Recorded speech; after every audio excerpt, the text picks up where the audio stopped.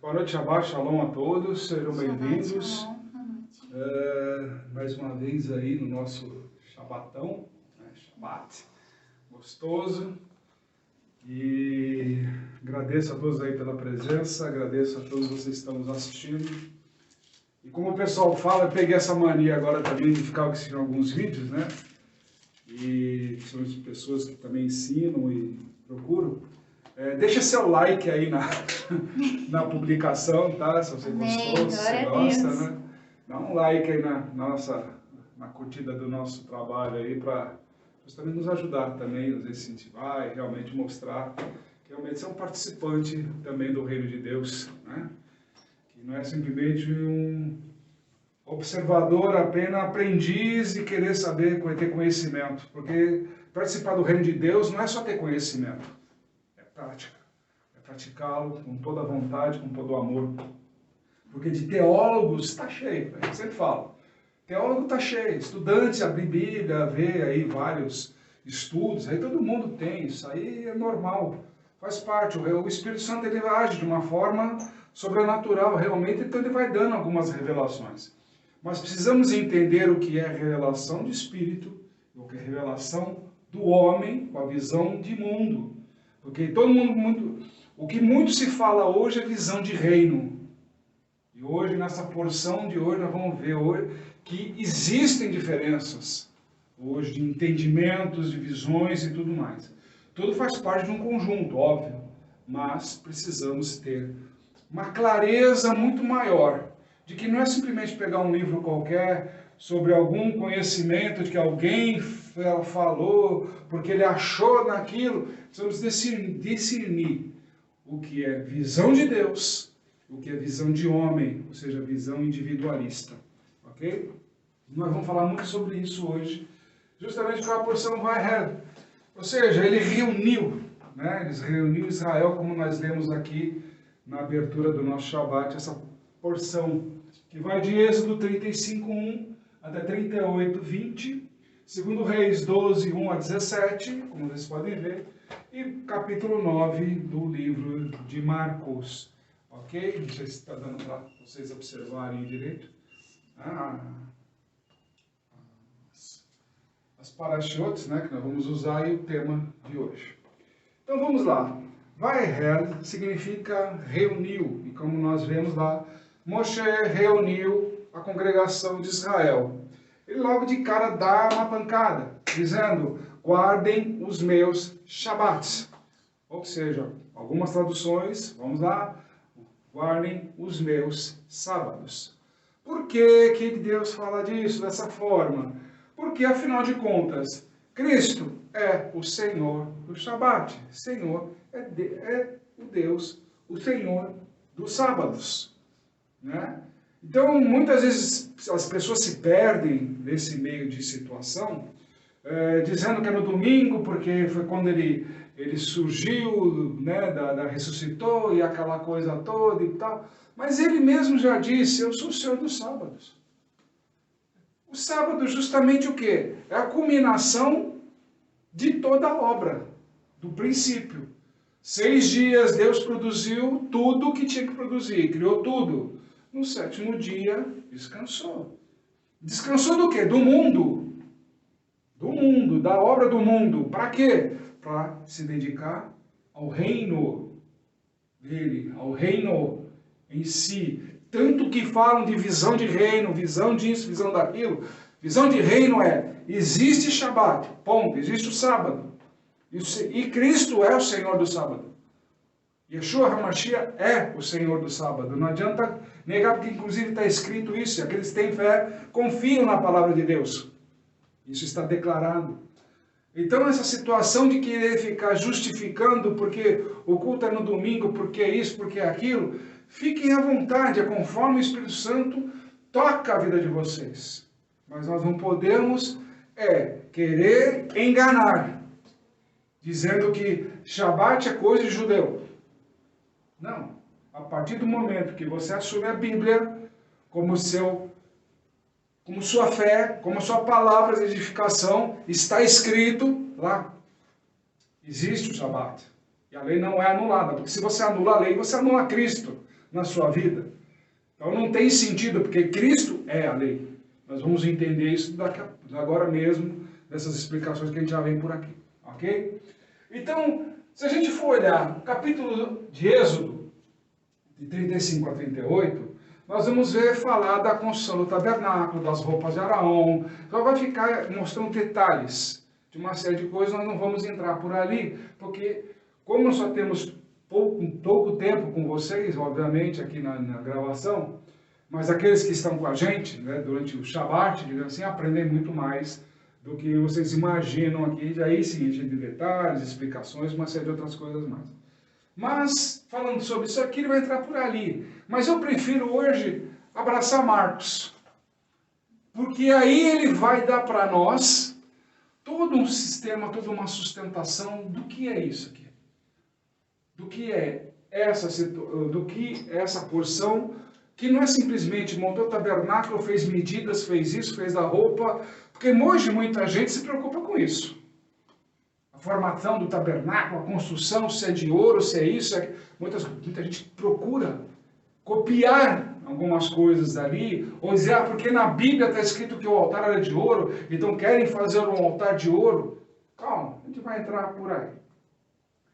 A primeira questão é, por que Moisés reuniu? Qual é a intenção dele chamar a congregação de Israel? Após ter recebido as tábuas, recebido a segunda tábua e tudo mais, o bezerro de ouro já aconteceu, como nós já vimos, e tudo daí para frente.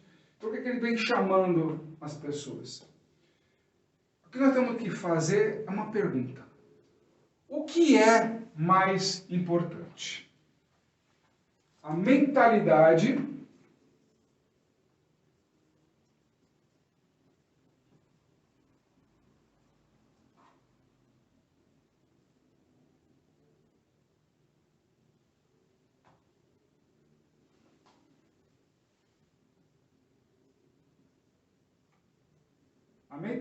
de equipe ou enfatizar o indivíduo?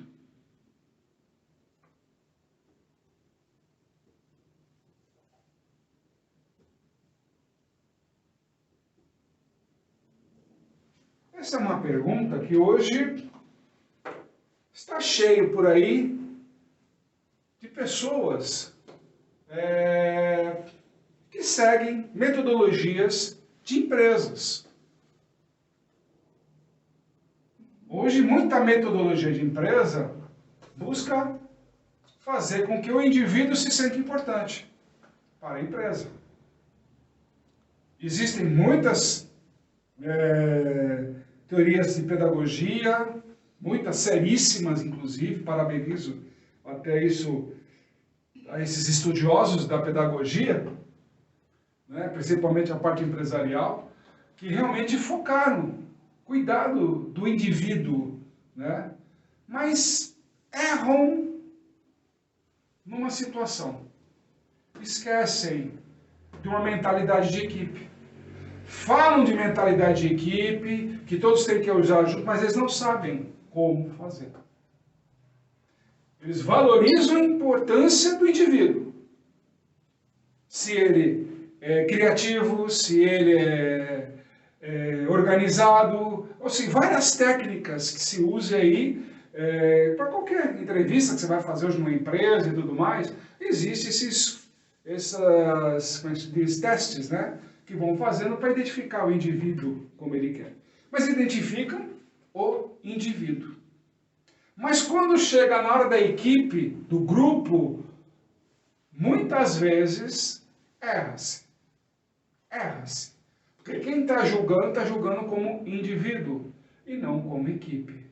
A mesma coisa acontece hoje nas igrejas. Você já viu aquelas igrejas que falam que o indivíduo vai ser rico?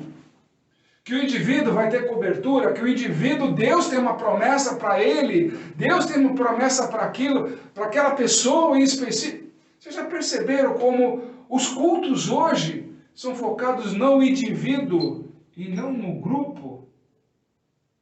E não na coletividade? Nós temos muito desse problema vivenciado no mundo hoje. E nós precisamos realmente tomar muitos cuidados. Muitas vezes, tipo assim, as pessoas hoje caminharam do tipo, qualquer ofensa, qualquer tipo de palavra que seja mal interpretada, já se julga ofensa.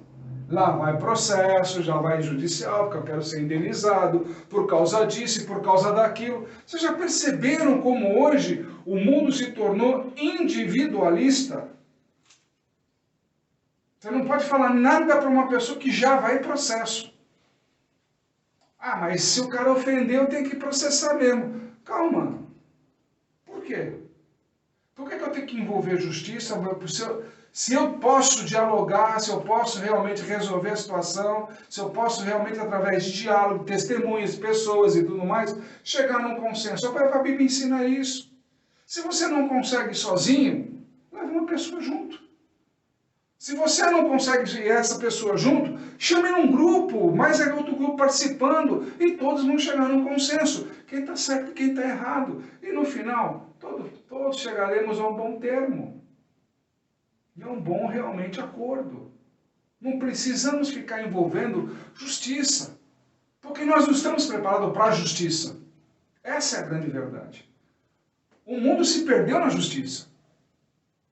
Não há justiça no mundo. Não há.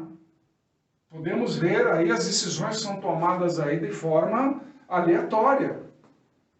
O que está escrito hoje no papel, daqui a pouco vem um outro papel que substitui aquilo. Ou valoriza grupos interesseiros. Hoje, ofensa é crime. Não importa que se é pobre, rico, tal, ofendeu, agrediu, prejudicou alguém, é crime. Está escrito no Código Civil, no Código Penal, enfim, toda a legislação lá. Os doutores aqui podem nos ajudar nesse sentido, para esclarecer melhor sobre o assunto, mas é crime. Não importa os graus, é crime, pronto, tem um caminho certo a ser feito. A justiça já está protegida. Não, hoje se você for ver a justiça, enxertaram tanta coisa que até o próprio crime se descaracterizou como crime. Então a palavra de Deus, do mesmo jeito, vem sendo colocada de uma forma torpe quando você busca enfatizar o indivíduo. Ah, mas vou deixar de valorizar o indivíduo? Não. Pelo contrário, nós precisamos valorizar o indivíduo, porque cada indivíduo tem um potencial. Isso, quem deu a ele foi Deus. Cada indivíduo tem uma particularidade que ele sabe resolver problemas que, de repente, outra pessoa não sabe resolver. E você precisa de ajuda. Por exemplo, falando, por exemplo, de um advogado. Eu preciso resolver um problema, eu não sei como resolver judicialmente. Quem que eu vou buscar? Eu vou buscar um advogado. Ah, eu tenho um problema com a Receita Federal, não sei o quê. Quem você vai buscar? Um contador. Ah, eu estou com um problema na família, que a pessoa está meio perturbada, não sei o quê. Vai buscar um psicólogo. Ah, estou com um problema na empresa, que o povo não sente motivação. Você vai buscar o quê? Pessoal de pedagogia. E assim, cada um dentro da sua área, cada um dentro daquilo que Deus te capacitou para fazer. Todos os indivíduos são importantes? São. Do mesmo jeito que a gente veio aqui ler nessas páginas, né, nesses capítulos de Vaiaquer, que tudo é importante.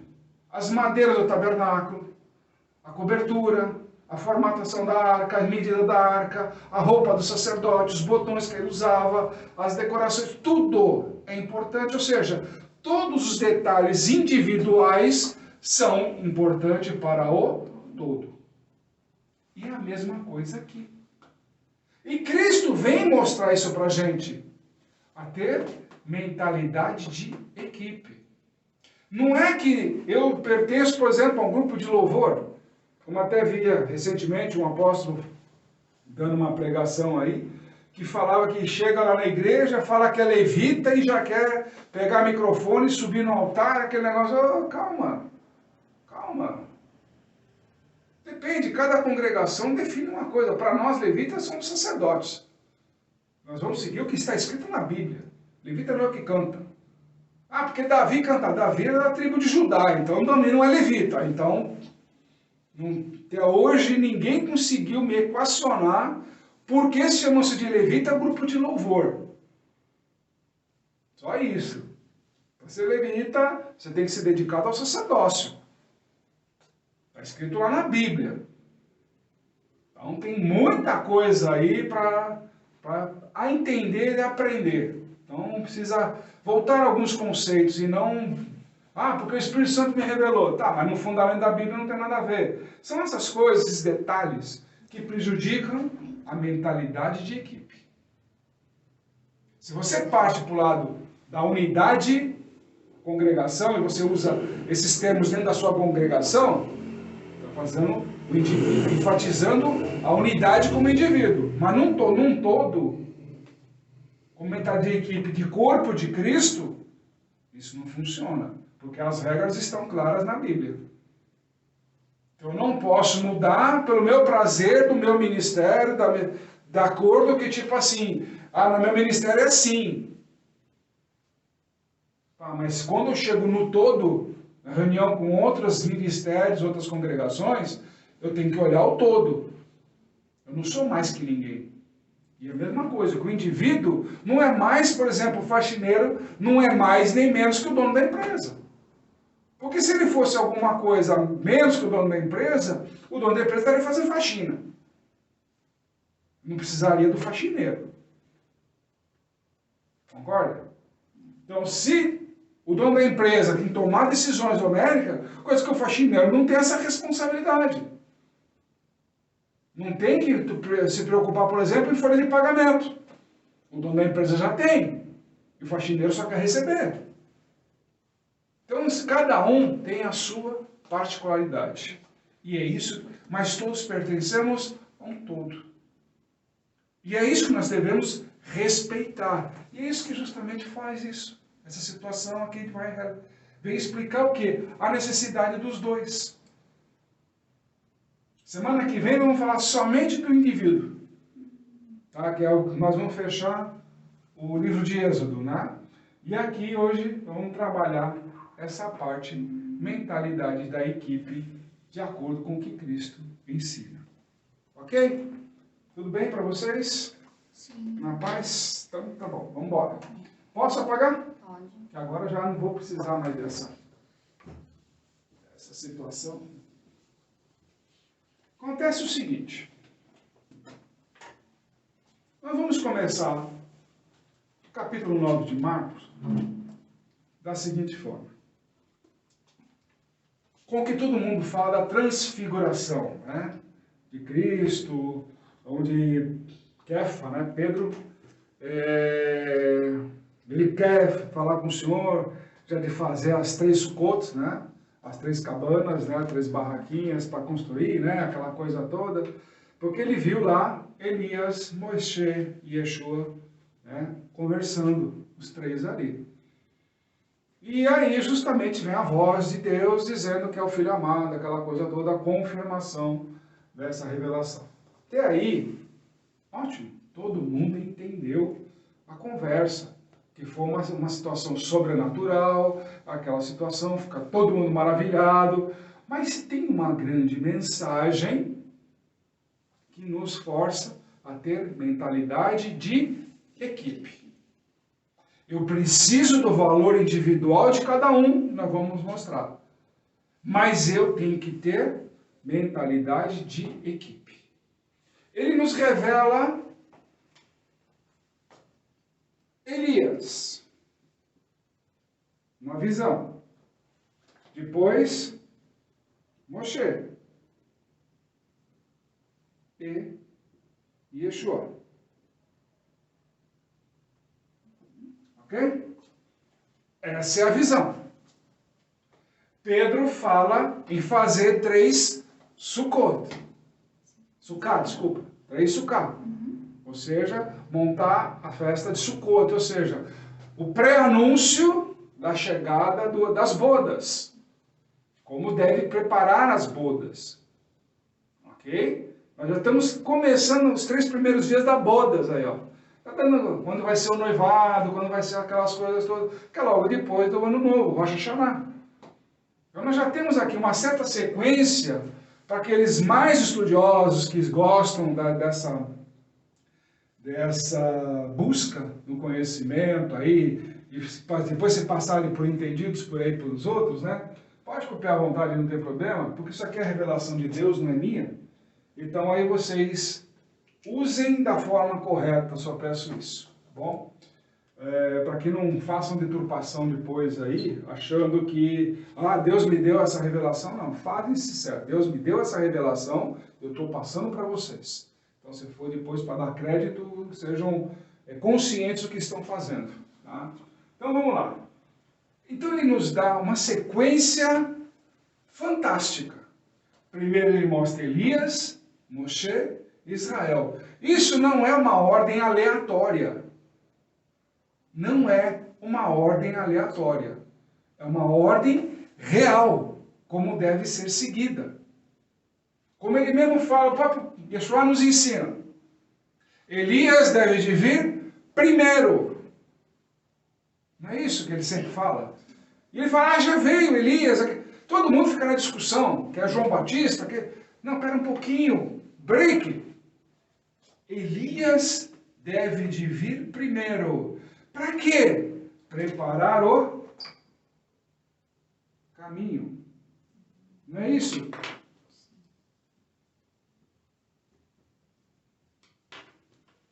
Ok? Não é para preparar o caminho?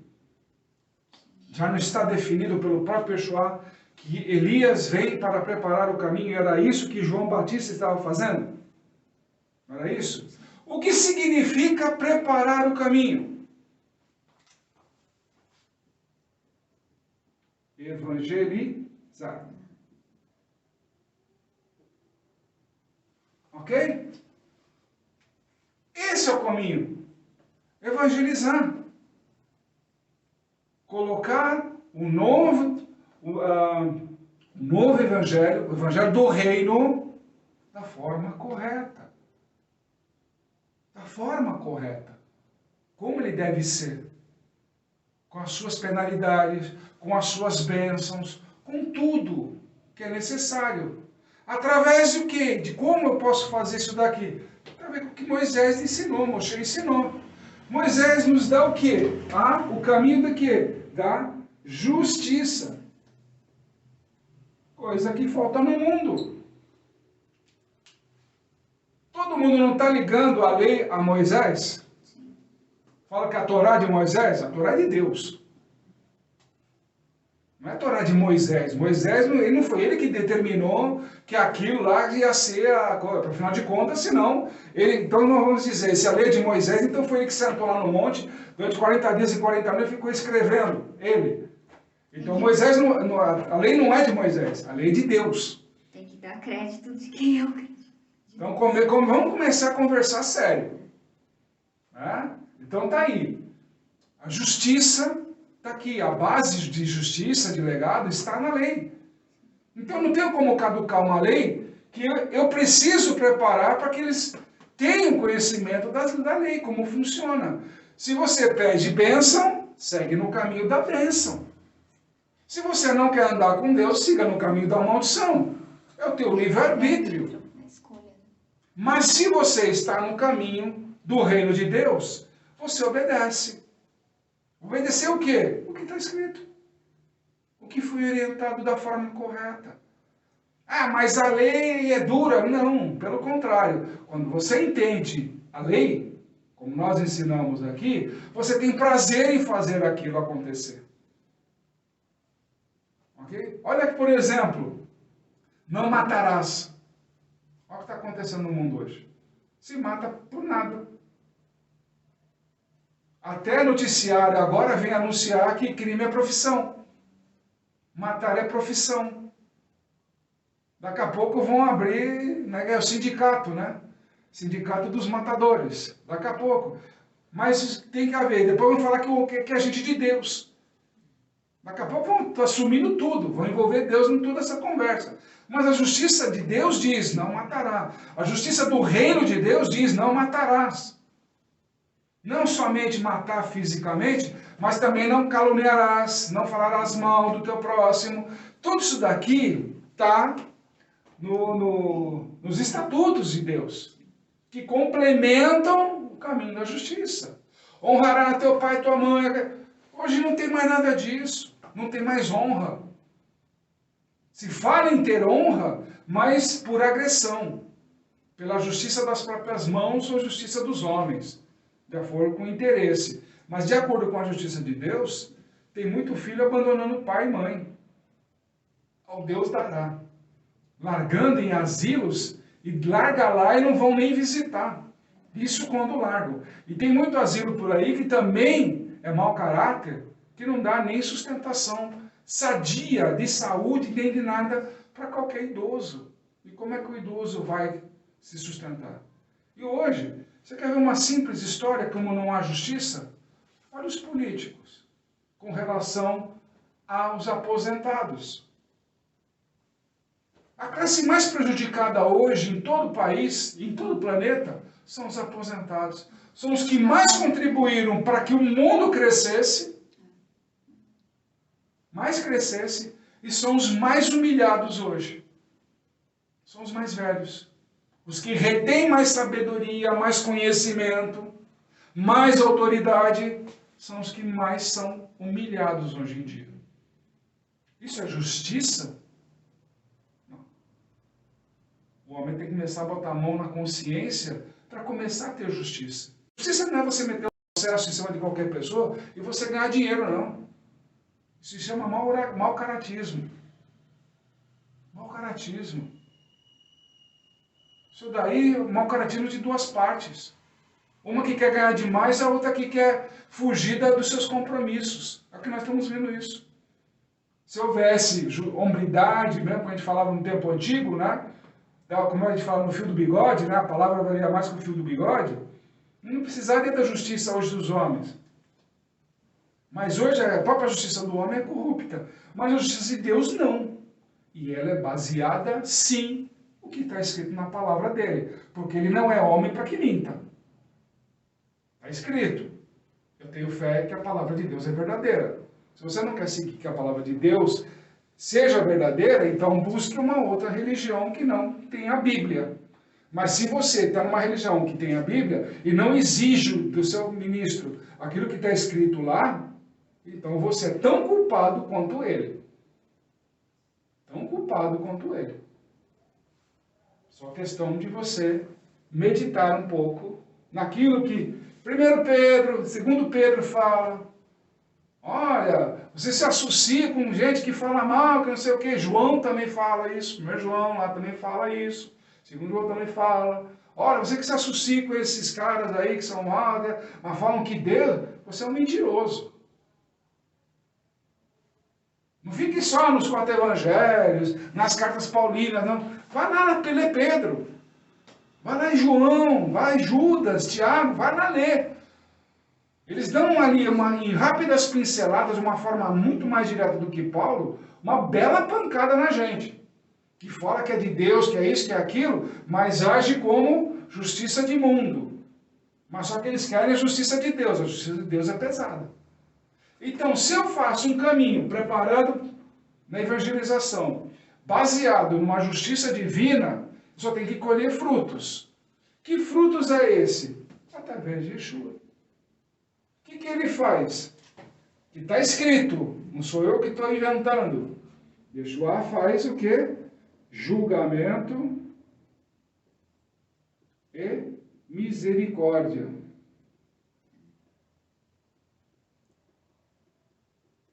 Ok? Ah, mas se eu estou em Cristo, já estou salvo. Não é assim?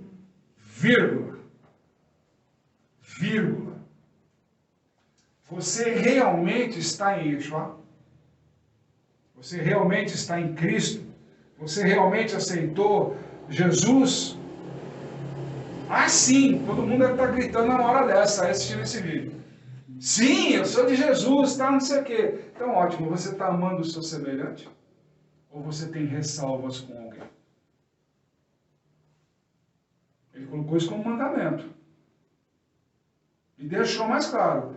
Amem uns aos outros como eu vos amei. Foi o que ele disse. Não sou eu que estou inventando, está escrito. E a palavra é fiel. Então, estamos realmente obedecendo os ensinamentos de Cristo? Você realmente ama seu semelhante ou fica falando mal pelas costas? Ei, você que fica aí pendurado, assistindo os programas de televisão aí, funestos, né? Que a gente já sabe, de grupos que ficam aí, né, encarcerados e tudo mais por aí, falando horrores, fofocando da vida um dos outros, fazendo maracutaia. Você que se envolve no meio dessa situação, você está fugindo de Cristo, sabia? Você foge de Cristo. Porque você está se envolvendo com atividades que não são de Cristo. Ah, mas o programa é legal, pode assistir. Mas é o que Cristo ensinou? Então não serve. É anátema para nós. Não tem que ter fundamento, não tem que ter... Ah, mas então eu vou ter que assistir aqueles filminhos. Não assista se você está incomodado. Vá ler a Bíblia. Vá ler um livro que realmente te edifique como pessoa. Vai estudar a palavra de Deus. Vai estudar uma coisa que te profissionalize melhor, que te capacite. Mais ainda na tua profissão, por exemplo. Vai fazer cursos, coisas inteligentes. Tome seu tempo com coisas úteis. Não coisas inúteis.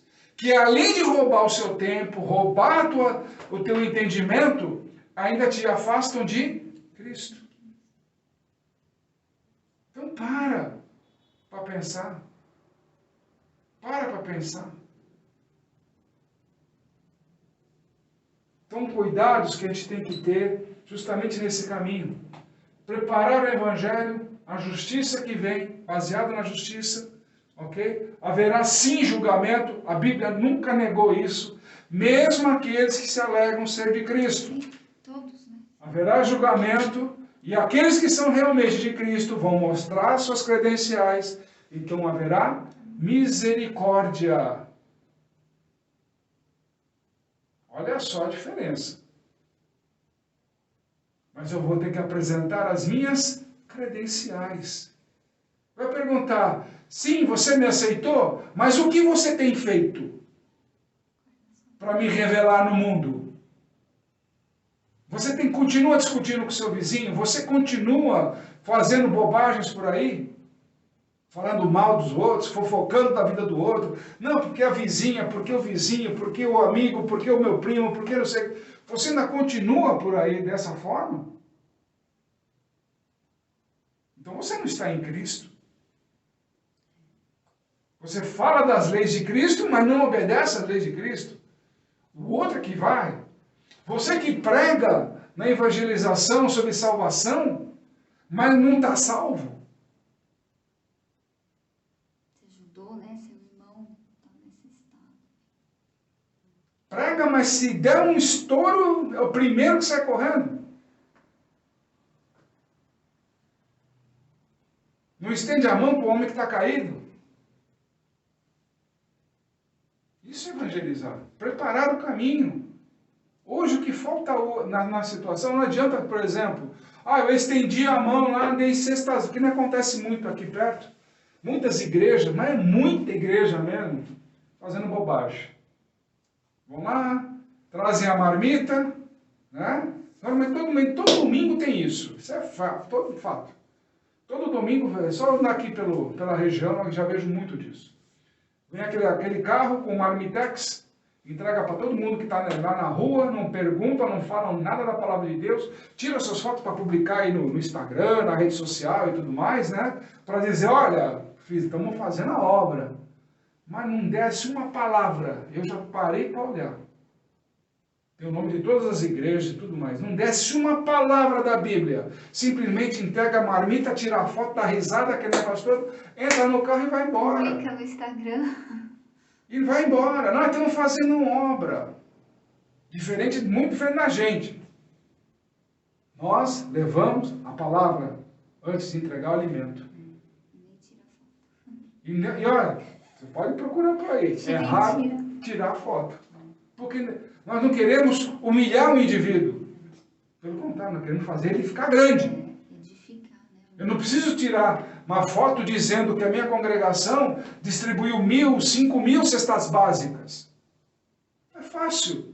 Uma congregação distribuir 5.000 cestas básicas, mas se tem 20.000 membros.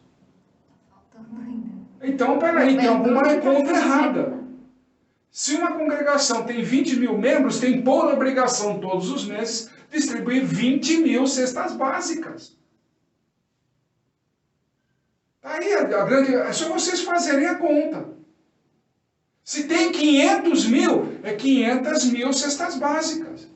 Ou é uma igreja abençoada e próspera, onde todo mundo que participa realmente se torna próspero, porque se você está na igreja, na congregação, e não se torna próspero, fuja dela, porque ela não tem bênção.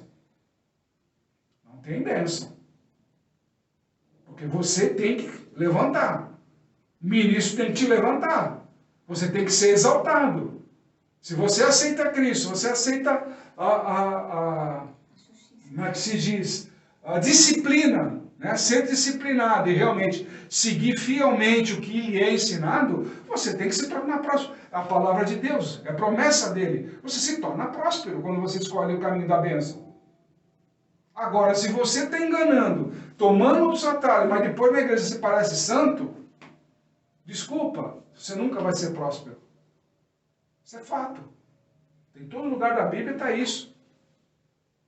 Então precisa ter muita ciência e muita consciência do que se faz. Se a tua igreja, começa bem, o pastor vem dizer lá, esse mês nós distribuímos 100 cesta básica. Legal, que ótimo, que bênção para essas 100 famílias. Mas quantos membros vocês são? Ah, nós temos 1.000. Então tem alguma conta errada aí. Tem alguma conta errada.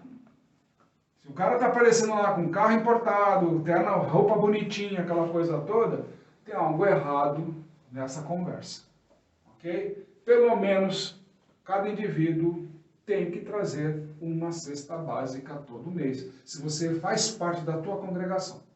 Se você só é visitante, fica pulando de galho em galho, de igreja em igreja, você nada mais é que um caçador de unção. Caçador de unção perde, porque ele está sempre, como é que fala? É que nem saquetel furado. Ele recebe a unção, quando chegar na porta já perdeu. Já perdeu. Porque ele fica assim, caçador de unção, só fica nisso.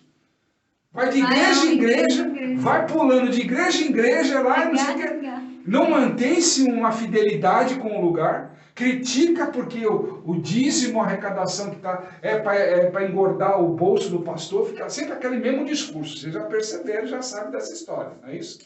Então é muito engraçado. E são sempre esses caras que estão sempre pedindo unção. São saquetéis furados. Eu posso derramar toda a unção que eu tenho. Quando chegar na porta ele já perdeu. Porque o saquetel dele está furado. Ele não guarda a bênção. Quando chegar na próxima igreja, ele está metendo o pau, né? Desculpa a expressão, mas é a verdade, sobre aquela congregação, engrandecendo aquela que ele está visitando, atrás de bênção. Porque ele quer ficar no pedestal da fama, como se fosse um coitado. E ainda mais que tem ministro que cai naquela... Ah, você tem promessa, você... Não cai nessa conversa. Não cai nessa conversa. Todos temos promessa. Somos filhos de Deus? Então todos nós temos promessa. Temos promessas de grandiosidade. Nós temos promessas grandiosas. Afinal de contas, a partir do momento que nós aceitamos Cristo em nossa vida, fazendo parte do reino de Deus, somos cidadãos do reino de Deus, é por mérito nosso, como herdeiros, ter prosperidade na vida. Ponto. Ah, mas eu estou passando por tribulações. Glória a Deus. Cristo nunca negou que nós não tivéssemos tribulações. Pelo contrário, falou que nós íamos ter mesmo. E se nós estamos passando por tribulações, é porque a bênção será muito maior ainda. A bênção vai ser muito maior. Agora, tudo depende de como você reclama. Ah, estou passando por tribulação. Mas você não se levanta da cadeira para fazer nada. Você só reclama. Ah, porque não tem dinheiro. Vai procurar um trabalho, vai fazer alguma coisa.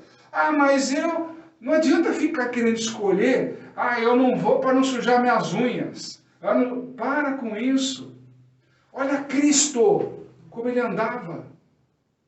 Como ele andava com a simplicidade. Ele não media distância de cidade em cidade.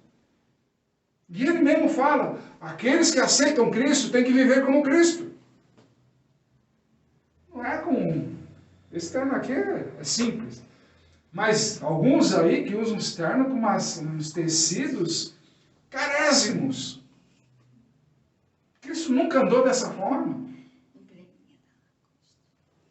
Nunca andou dessa forma. Pelo contrário, se a gente vê como ele enviou os discípulos para fazer a obra, ele falou, não leve roupa extra, né? Camisa a mais, nada a mais, nem saquetel você leva.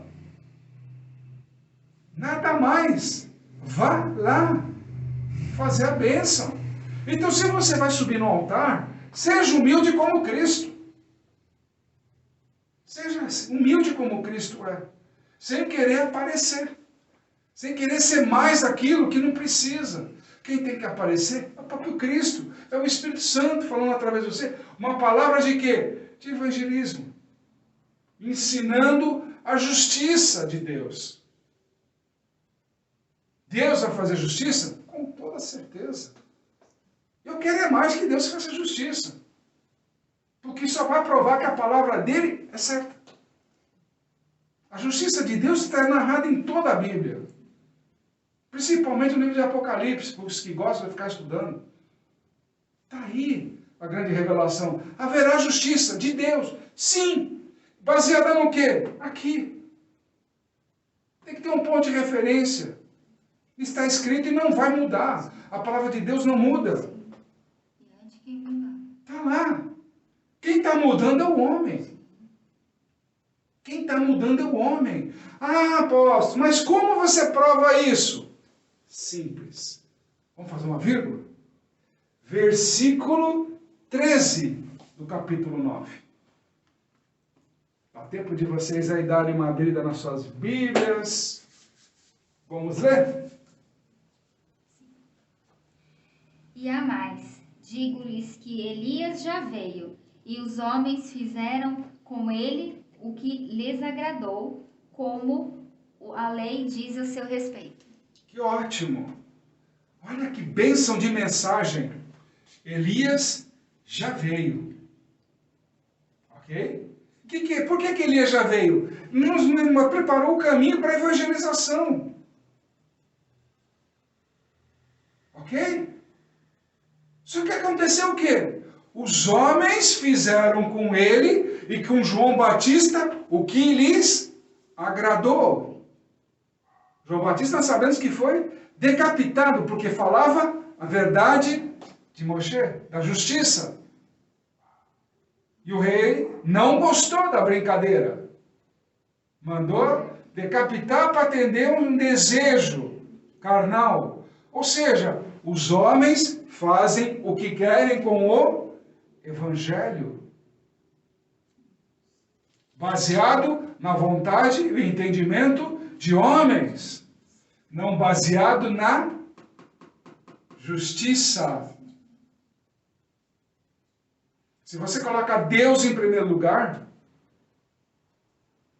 em tudo, como está orientado pela própria palavra do Senhor, Ele tem que estar em primeiro lugar acima de tudo e de todos. Então, quando você sobe no altar, ou quando você vai fazer a sua declamação de dor, de transtorno, você está colocando quem em primeiro lugar? Você está com o microfone na mão lá em cima do altar, e você está colocando também a sua dor em primeiro lugar, quando você deveria estar colocando Deus. Deus. Uma das coisas que mais acontecem por aí, que eu chamo de pregador itinerante. Fica andando de igreja em igreja atrás de dinheiro, de fortunas. Se a gente for lá no livro de Timóteo, dá um ensinamento muito legal, Paulo. Dê apenas o que é necessário para a viagem de volta. Nem mais nem menos. E se ele passar mais do que 3 dias na tua casa, ele tem que trabalhar para pagar o sustento. Então eu não posso sustentar pregador que fica de igreja em igreja falando para o outro. Ou seja, esses pregadores itinerantes que estão por aí, caçadores de lugar para pregar, que hoje prega numa igreja, mas já prega na outra e tal, eles estão indo contra a palavra de Deus. Falam de Deus, fazem como querem, está escrito aí, ó, versículo 13. Acabamos de falar. Fazem como querem do Evangelho, ok? E saem por aí desonrando o apóstolo Paulo. Porque eles são caçadores de dinheiro. São aqueles que entorpecem a mente, né? Fazem comércio de si próprio, como pregador e tal, mas não leva a lugar nenhum. Você pode ver que quanto mais surgem desses pregadores, mais vazio fica a fé. Porque faz aquela, nossa, o culto foi uma bênção, o culto foi isso, o culto foi aquilo. Propaganda. Vazia, né? Propaganda. Porque tem que fazer marketing. Tem que fazer marketing. Eles só vivem disso. Tem que fazer esse marketing. Mas, na verdade, eu quero saber, quando eles vão nesses lugares, o testemunho das próprias pessoas. Se tiverem 100 pessoas dentro daquele lugar, tem que ter 100 testemunhos de que aquele culto foi bom. Porque se só tiver um testemunho, ou 2 testemunhos, vamos lá, não significa que o cara é nada daquilo, não. Ah, mas o resto dormiu. Então, porque você não sabe pregar. Você só sabe gritar. Porque tem gente que grita, mas não prega. Você nem consegue ouvir, você fecha.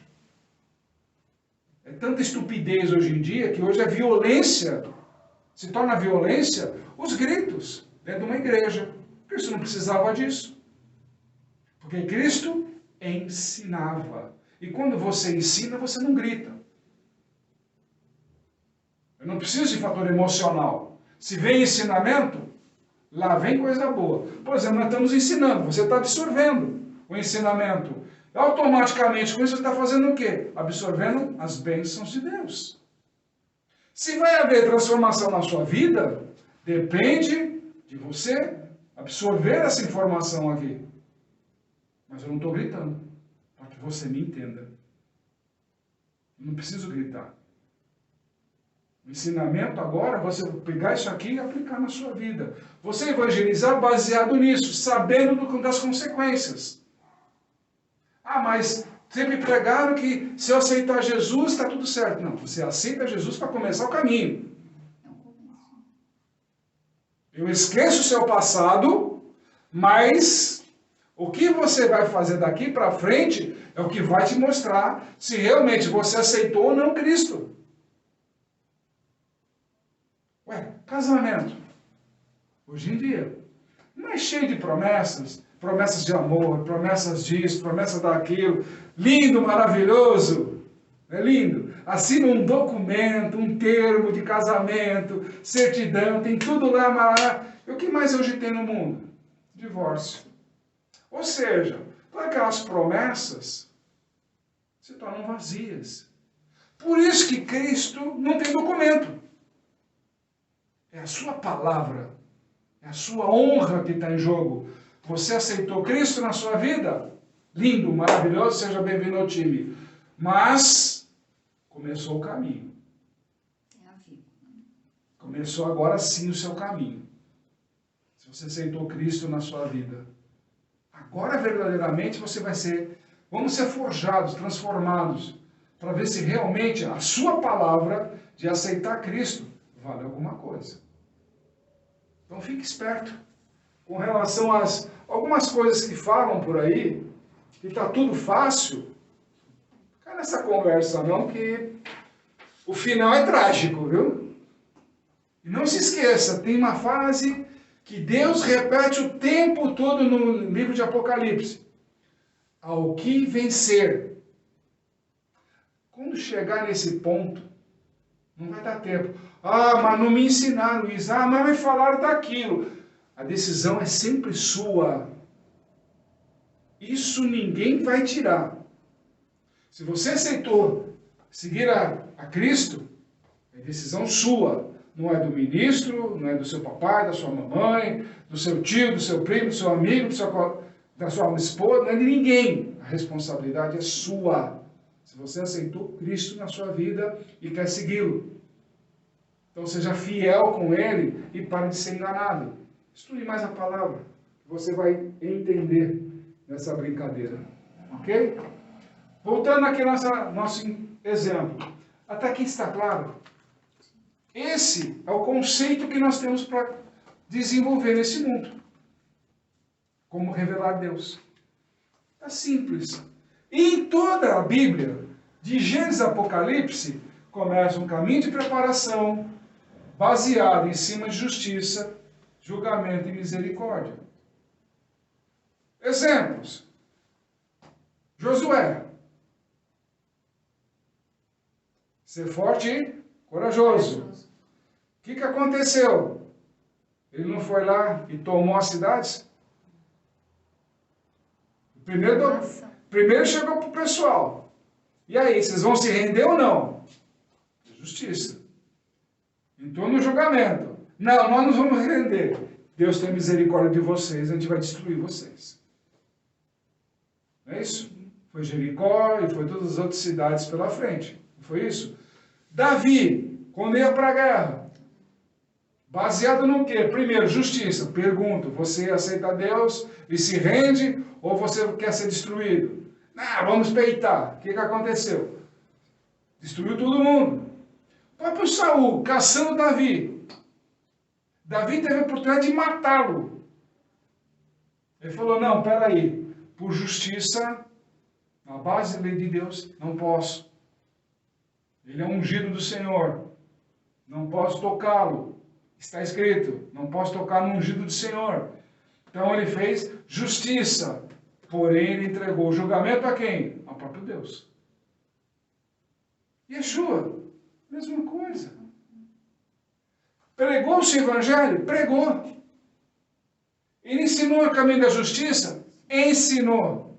Não só para os seus discípulos, mas também para os estudiosos da lei.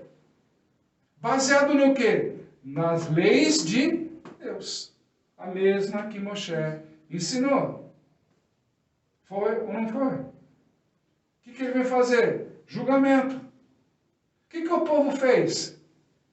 Crucificou. Fizeram, versículo 13. O homem faz o que quer. O que mais lhe agrada. Se é matar os profetas, o homem vai matar. Aconteceu, está escrito. A Bíblia toda fala isso. Fala. Eles mataram os profetas. E agora ficam querendo aí adorá-los e não sei o quê. Vocês contribuíram para isso. Seus pais contribuíram para isso. Para matar os profetas. O próprio Cristo ensina sobre isso. É a mesma coisa. Seguindo o mesmo caminho. Hoje tem muita igreja matando Cristo. Mas precisa do nome dele para crescer. Ele é o slogan da igreja. Seria o quê? Como desonrar o nome de Deus. Não tomar o seu santo nome em vão. Está cheio de placa por aí e tal, falando lá um monte de coisa, e na verdade está preocupado é com shows. Pessoal, show não leva a nada. É mais fácil um louvor simples, da forma antiga, do que esse monte de recurso, um jogo de luz, aquele negócio todo, criando uma atmosfera emocional, ilusória, pirotécnica, para nada, que não vai mudar a vida de ninguém. Não vai mudar a vida. Não transforma a vida. Isso é só ilusão. É como um jogo de luz. Vocês já perceberam que tem aquelas igrejas que faz aquele jogo de luz, tal, som, né? lá tem um slide que aparece, uma câmera, não sei o quê, e todo, né, negócio, parece que você está em outro mundo. Negócio fantástico, lindo e maravilhoso. É emocionante, não vou negar, não. É emocionante, é gostoso. Só que tem uma coisa que ninguém presta atenção. Quando acaba tudo, acaba o espetáculo, se acendem as luzes. Não tem mais show, não tem nada pirotécnico, você começa a ver que é um monte de lâmpada pendurada, um monte disso, um monte daquilo, e você pode ver que nada passou de um momento de ilusão. Nada passou de um momento de ilusão. Só isso. Criou-se uma atmosfera ilusória, onde você vai para casa com aquilo na sua cabeça, idealizando uma ilusão do reino de Deus. Quando o reino de Deus é pura realidade. E é palpável. É palpável. Nós já provamos aqui muitas vezes. Para entrar incrédulos aqui e falar duvido. E depois darem testemunho aqui para a gente que tocaram no reino de Deus. É possível sim fazer. Mas você tem que ter compromisso. Tem que ter sua responsabilidade com tudo isso. Ok? Uma coisa interessante, que a gente está falando ainda também sobre a mentalidade de equipe, né? A mentalidade de reino, né? Digamos assim, e a enfatizar o indivíduo. Uma das coisas que a gente também tem é que Cristo sempre falava assim, não fale para ninguém. E todo mundo queria engrandecer o William. E ele falou, não fala para ninguém, não sou eu. Ou seja, ele sabe, tem conhecimento do seu poder, tem conhecimento da sua capacidade. Mas a preocupação de Cristo é a salvação de todos. O propósito do que ele veio fazer. Ou seja, ele sabe as qualidades dele como indivíduo, mas a preocupação dele é desenvolver a mentalidade de reino, de união de verdade. Não é essa união política que algumas associações fazem por aí, não. De igrejas fazem por aí, não é nada disso. Tá? Conselhos, nada disso. Tá? Isso aí é muito mais político do que realmente traz alguma novidade. Gosto de falar bonito, mas só que chega na hora da prática, mais erram do que acertam. Então vamos lá. E aqui no versículo 14, quando Cristo chega, os discípulos estão discutindo lá juntamente com os mestres da lei. Ok? Ele pergunta, o que está acontecendo? Vocês estão discutindo sobre o quê? Uma das coisas que acontece é a ocultação. Muitas vezes as pessoas estão com um problema. Mas o pastor está ocupado. O pastor não tem tempo. O ministro agora, ele tem que dar entrevista. Ele tem um programa da rádio. Ele tem um programa da televisão. Ele tem um programa disso. Pessoal, a partir do momento que você institui o ministério, a igreja, aí você está disponível, em nome de Cristo, você está disponível para atender a hora que for. É muito mais importante o indivíduo do que seu programa de rádio, seu programa de televisão, seu programa de... enfim, qualquer. É muito mais importante o indivíduo. Se você não tem como, treine, capacite as pessoas para que façam isso no seu nome, ou no nome de Cristo, está dizendo. Para que ninguém escape. Porque se você deixar uma alma perdida, você já perdeu todas aquelas que você imagina que você ganhou pela televisão ou pelo rádio. Basta perder uma, você já perdeu todas. Cristo não foi atrás da ovelha perdida? Deu o exemplo da ovelha perdida? Então o que adianta eu ganhar 99 e perder uma? Que foi pessoalmente me procurar. Não foi por telefone, não foi por carta, e-mail, pombo correio, WhatsApp, não foi nada. Veio pessoalmente me procurar. O que adianta? Não, eu estou ocupado ali, não posso atender agora. Fuja disso. Seja mais simples, como Cristo foi. Ele atendia a todos. Mas ele fala assim, não quero estrelismo. Eu quero que vocês entendam que nós fazemos parte de um todo. As pessoas buscavam cura, buscavam libertação, entendimento e conhecimento do que é reino de Deus. Não de saber se tinha promessa para a vida deles, não queriam saber de nada disso. Todos eram passando pelo mesmo problema, dificuldades. Tinham poucos recursos, pouca alimentação. Você acha o quê? Que aqueles pães e peixes que Cristo alimentou, aquilo era banquete. Aquilo foi banquete para muita gente. Muita gente olha para nós no nosso tempo, hoje, pão e peixe, você vai no mercado e compra.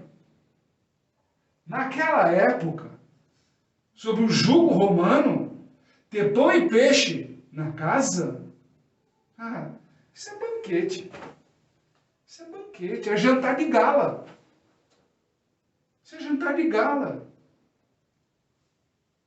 Vocês não tinham recursos, não tinham condições, como que eles vão fazer? Isso é jantar de gala. E você está reclamando que está comendo arroz e feijão, né? Fala sério, pessoal. Só porque na propaganda fala que você tem que tomar mais vitamina, comer isso, comer aquilo, não sei o quê. Esses programas idiotas, né, de culinária que às vezes aparecem por aí, falando um monte de bobagem, aquele negócio todo. Não, que precisa com os nutricionistas, que... Pessoal, o povo em si é pobre. Não tem esse negócio de classe média, classe rica, aquele negócio todo. Tem os mais abastados, sim. Tem, já sabe disso. Mas a maioria do nosso povo é simples e pobre. A classe média acabou. Quem diz que não existe classe média é um mentiroso. É todo mundo abaixo. Está abaixo, simples. Todo mundo tem que lutar pelo seu pão de cada dia. Essa é uma grande verdade. Nós estamos chegando no mesmo estágio que Israel estava naquela época. Os romanos mandando o que fazer. E para ter pão na mesa, se o romano encontrasse na sua casa um pedaço de pão, ele tomava para ele. E acabou. Se você tinha um copo de vinho ali, ele tomava e acabou. E não queria saber, ele tinha autoridade para isso. Nós estamos caminhando pelo mesmo caminho. Você sabe com quem você está falando? É sua autoridade. Está caminhando para isso. A culpa é nossa. A culpa é nossa. Porque todas as oportunidades estão sendo dadas para a gente alterar isso. Mas, infelizmente, ainda estamos deixando nos vender. Então, quando começa essa situação, quando Cristo pergunta para ele, o que vocês discutiam com os mestres da lei? Vocês ainda são neófitos, vocês ainda estão aprendendo. Vocês estão discutindo o quê? O objetivo dos mestres da lei era converter os discípulos de Cristo na vontade deles, para que Cristo perdesse os seus seguidores.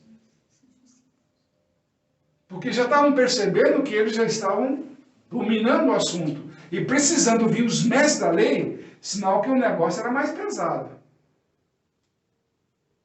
Então eles queriam fazer o quê? Converter os discípulos. Era essa a ideia.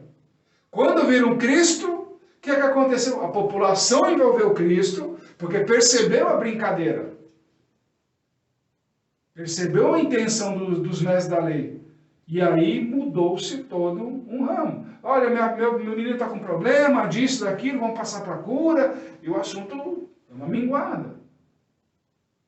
Só que lá na frente eles começam a andar. E aí estão perguntando lá e eles perguntam, o que vocês estão discutindo aí? Vocês estão falando pelo caminho. Não, nada, mestre. Uma das coisas piores que existe é a própria ocultação da pessoa. A ocultação do indivíduo. Esse negócio do tipo, não é nada. Para pensar. O que não é nada? Por que está te afligindo e você deixa para lá? Não é nada. Isso faz mal. Isso não vem de Deus.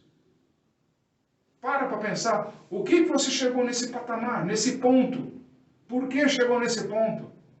Para pensar. Porque muitas vezes hoje em dia as pessoas estão tão preocupadas com o mundo que não tem tempo de pensar. Agem muito mais por impulso do que pela verdade. Se o mundo fala, olha, compra shampoo que vai escurecer os cabelos, está todo mundo comprando. Está gastando seus dinheiros, aquele negócio todo. O que custa para ganhar. Mas porque o mundo está falando que vale a pena, compra. Assim. O que o mundo determina, isso aqui não é doença, todo mundo aceita. Ah, isso aqui é doença, o povo aceita. O mundo está assim. Está ditando a regra do que você tem que fazer e deve ser. O que o mundo quer. No reino de Deus, não tem esse negócio. E qual era a discussão deles? Quem era maior e quem era menor. Quando ele fosse embora. Olha a preocupação dos discípulos nesse tempo. Quem vai ser maior ou menor que Cristo? Resposta simples. O que serve é maior.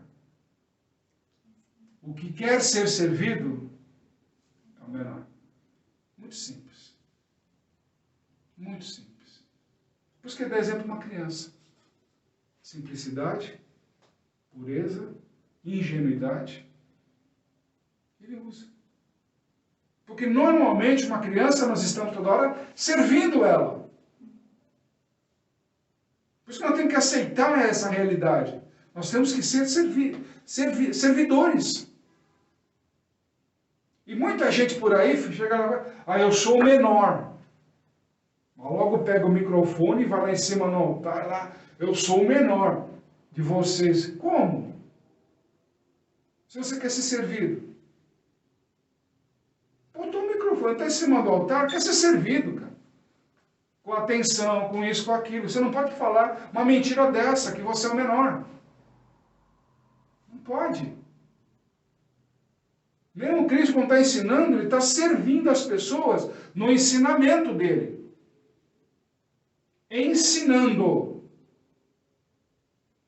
Servindo as pessoas. O que existe hoje em dia, pessoas dizendo, não, Deus tem uma promessa para você. Isso é servir alguma coisa para alguém? Que vai ter promessa para todo mundo, nós já sabemos. Todo mundo que aceita tem direito no reino? Sim. Mas faça por merecer. Existem regras para isso. Não calunie seu próximo, não fale mal do seu próximo. Entre na atividade da igreja.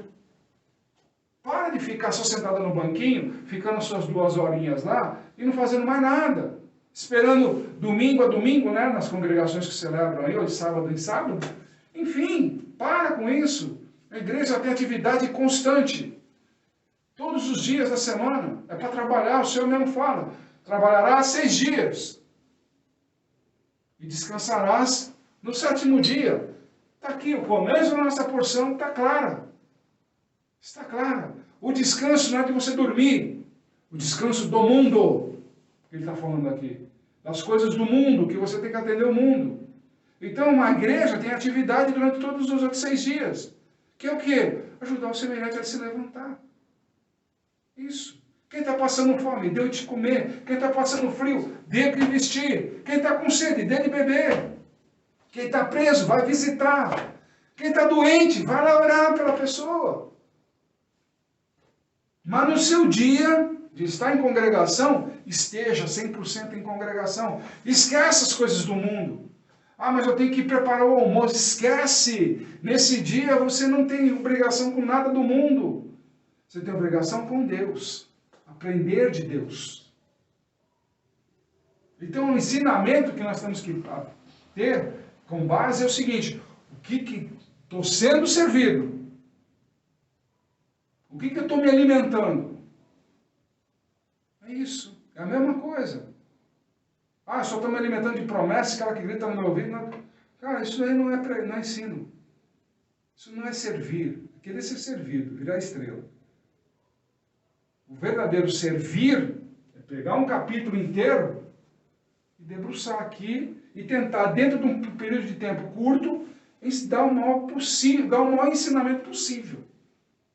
É isso que é a graça. Isso que é realmente a bunda de Deus. Ensinar sobre o reino. Porque tudo foi criado baseado no reino.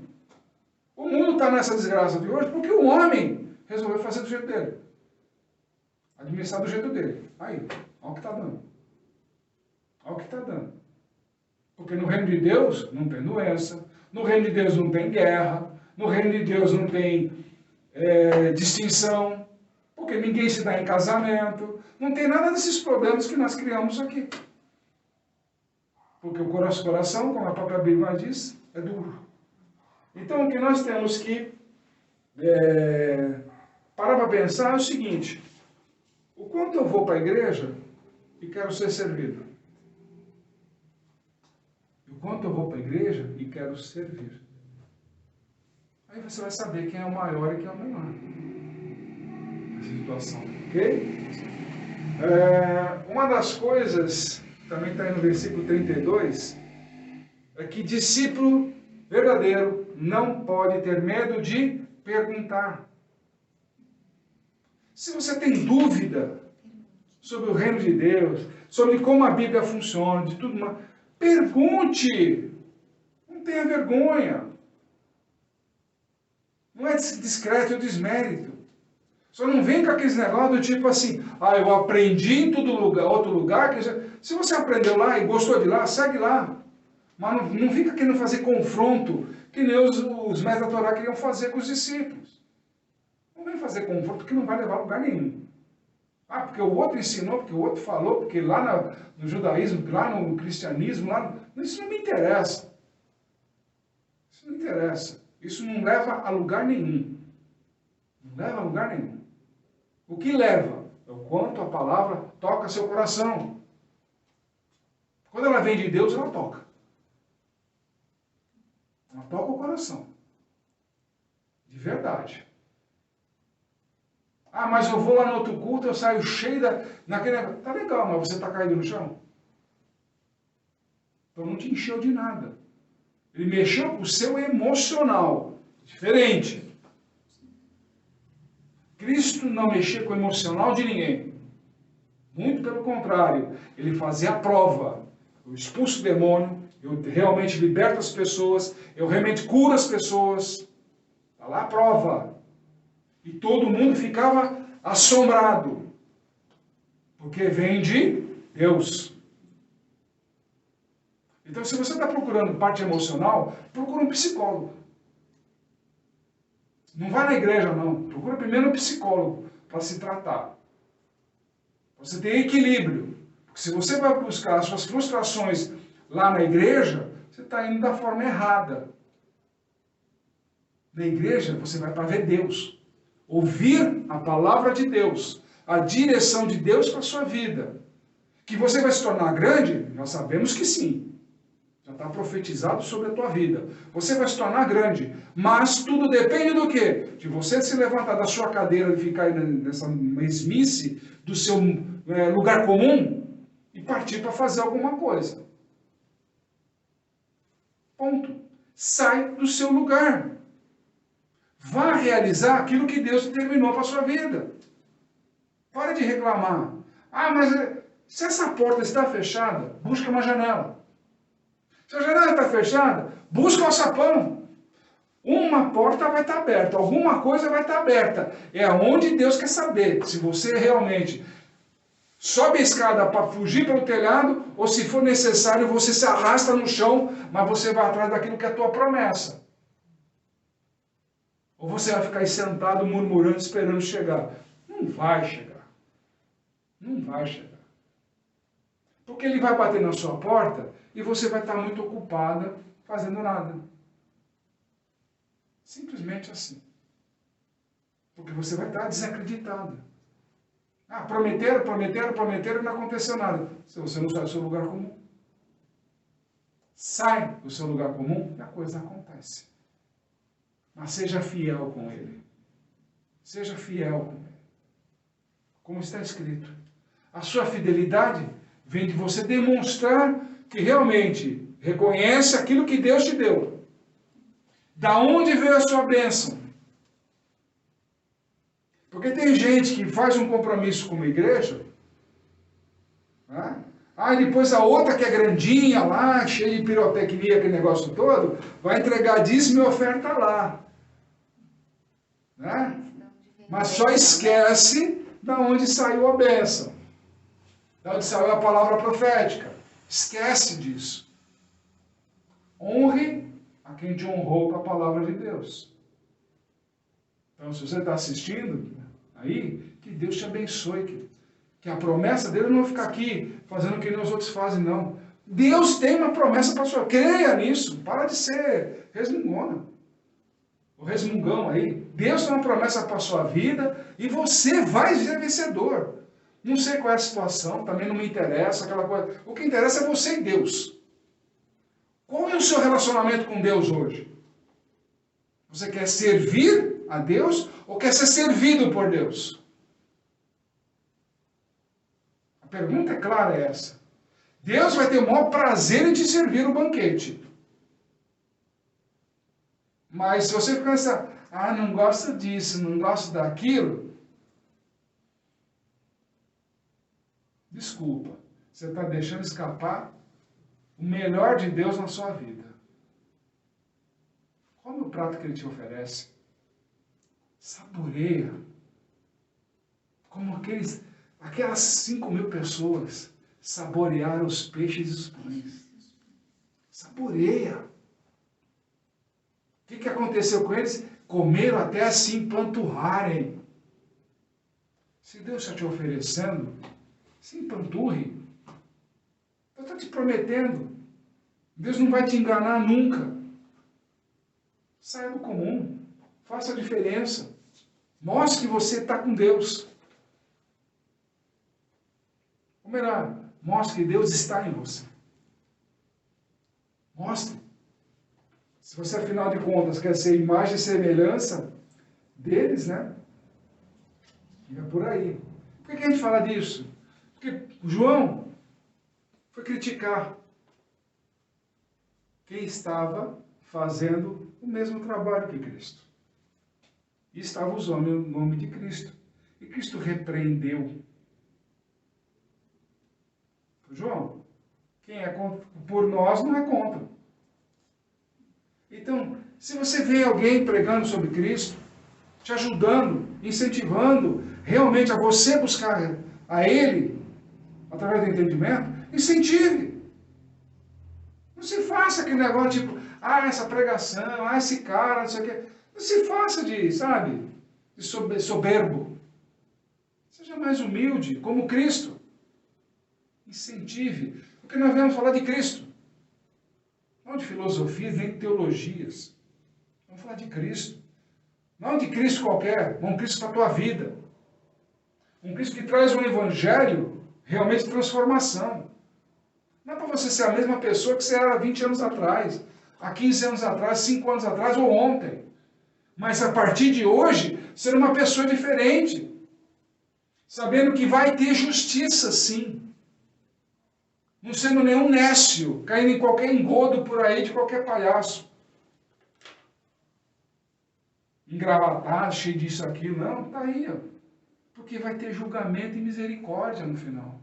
Só que aqui ele vai ter que perguntar para você. Você é igual a mim? Cristo vai te perguntar. Você está igual a mim? Você se tornou semelhante a mim? Como Paulo mesmo diz. Seja imitadores de Cristo. Não é o que está escrito? Estou inventando alguma coisa? Para vocês verem que eu não fujo da palavra de Deus. E nem fico fazendo, me elaborei para fazer mecânica, para dizer lá, está aqui escrito. Tudo revelação do Espírito Santo. Visão de reino é isso aqui. Não tem como fugir disso, a estrutura é essa. Evangelização, justiça e o final quando ele voltar. Está aqui. Hoje nós somos os Elias, preparando o caminho para as pessoas. Para que elas, através da justiça, alcancem o tempo do julgamento e encontrem misericórdia. Todo aquele que está em Cristo já está salvo. Beleza? Beleza. Mas você está em Cristo? Literalmente? 100%? Sendo imitador dele? A pergunta é essa. Você só pode dizer que está literalmente em Cristo quando você imita ele. É ou não é uma verdade?